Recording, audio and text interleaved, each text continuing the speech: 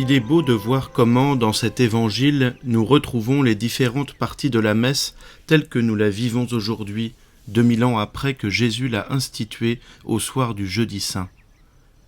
C'est la preuve de la vérité de ce sacrement et de la fidélité de l'Église aux paroles de Jésus. La première partie est le rassemblement. De même que les disciples se rassemblent autour de Jésus dans la salle du repas, tous les fidèles se rassemblent dans nos églises pour célébrer la messe. La deuxième partie est la liturgie de la parole. On sait que les liturgies juives de la Pâque étaient nourries de l'Écriture, et n'oublions pas que Jésus ne cesse d'employer l'Écriture dans ses enseignements pour dire qu'il est venu l'accomplir.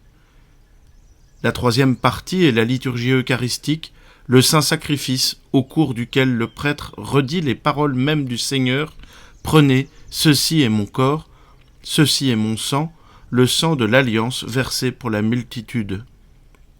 La quatrième partie, enfin, c'est l'envoi de l'Assemblée pour annoncer la bonne nouvelle au monde entier.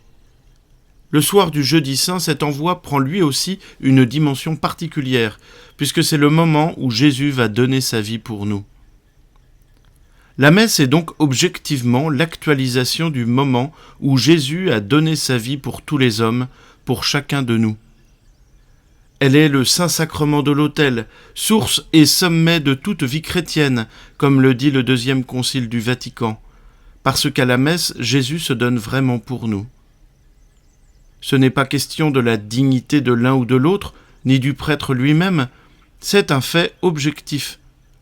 Le Seigneur a dit que là où 2 ou 3 étaient réunis en son nom, il était au milieu d'eux.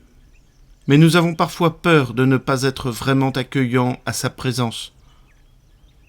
Autant une prière peut être ratée, par exemple, si nous sommes très distraits, autant la messe ne dépend que de Jésus, nous pouvons en être sûrs.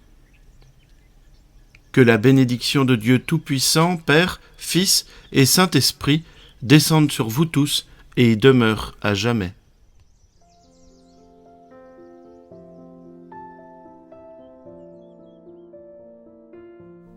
Écoutez la parole du jour chaque jour sur Catoglade.